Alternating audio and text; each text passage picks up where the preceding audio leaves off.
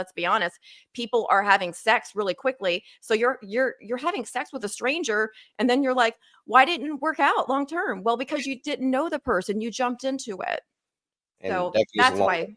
that goes along the line with the addiction thing too. A lot of them are Yes. generation is addicted to that quick rush of the sex, and the sex is Sex. all it has to be, and then you don't know even how to speak to each other because that's all your relationship is. Well, you brought up another huge addiction that we deal with today in the modern technology world is pornography. And then I think it's like it really teaches people the lack of intimacy. People get confused. Can they confuse pornography sex with real sex? And it's not the same. Okay, guys. Those are actresses. Okay.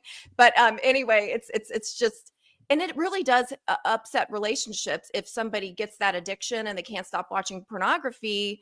It really does.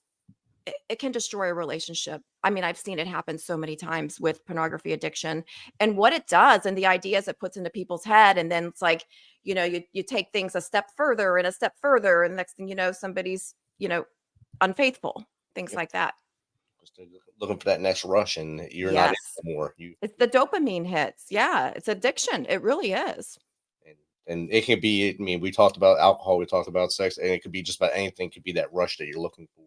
You And know what? Sports are an addiction. You were talking yes, about sports earlier, and I got a story. Like I dated this guy once who was really into the Dolphins. Like that was his team, man. And he would stand in front of the TV just watching it, like right there. And I was like, okay, that's kind of cute. It's quirky, whatever. But later on in the relationship, I realized like every time his team lost, and the Dolphins lost all the time, yes, he was in a bad mood. It would ruin that day and sometimes even the next couple days. Like, and you're not even look, hey, if you're a player, you're the coach, I get it.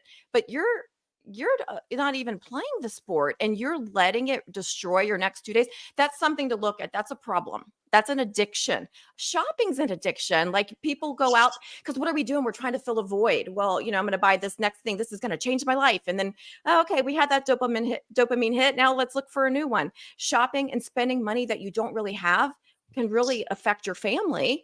Work is a huge addiction. I have a lot of clients with that. And that seemed like, oh, that's not so bad, but it does destroy families because you're not present with your family. You're not prioritizing them, even, your kids. And this isn't just men, this is men and women, both do it. I've had to reel myself in, because when you have that addictive tendency, my addictive brain, I get all the addictions. Like I've got to always be mindful and pay attention and use my spiritual recovery tools